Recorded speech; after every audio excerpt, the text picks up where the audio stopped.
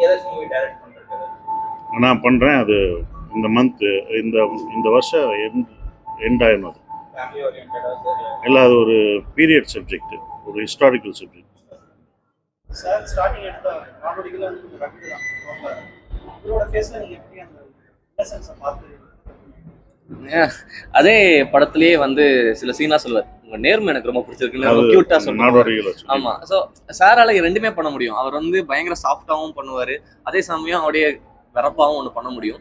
எனக்கு எப்பவுமே சாரோட ஆஃப் ஸ்க்ரீன்லாம் பார்த்தீங்கன்னா அவர் ரொம்ப காமாக ரொம்ப சாஃப்டாக தான் இருப்பார். இந்த கேரக்டருக்கும் எங்களுக்கு வந்து எல்லாமே நாங்கள் பாக்ஸை டிக் பண்ணிட்டே வந்தோம், எல்லாத்துக்குமே ஃபிட்டிங் ஆனார்.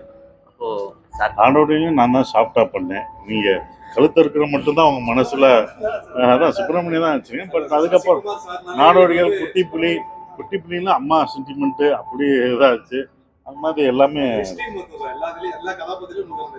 அந்த இது இருக்குது. பட் அதை கொஞ்சம் கொஞ்சமாக நான் அயோத்தியிலேருந்தே அயோத்தி படத்துலேருந்தே சண்டை பண்ண மாட்டேன், இது பண்ண மாட்டேன். நந்தன் படத்துலையும் எல்லாத்துலேயும் அது கொஞ்சம் கொஞ்சமாக மாற்றிட்டு வரேன். இப்படியும் படம் பண்ணுவோம் அப்படின்றது.